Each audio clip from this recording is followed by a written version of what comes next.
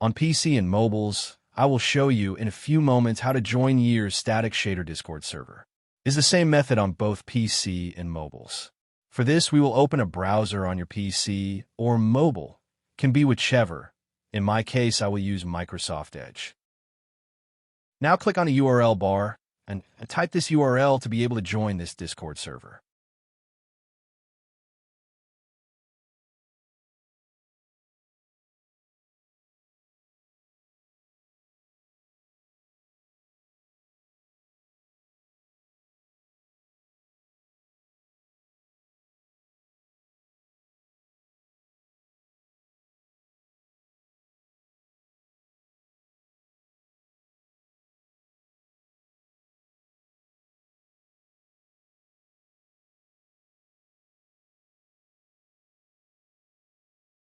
Doing this will automatically start your Discord application if you have it installed.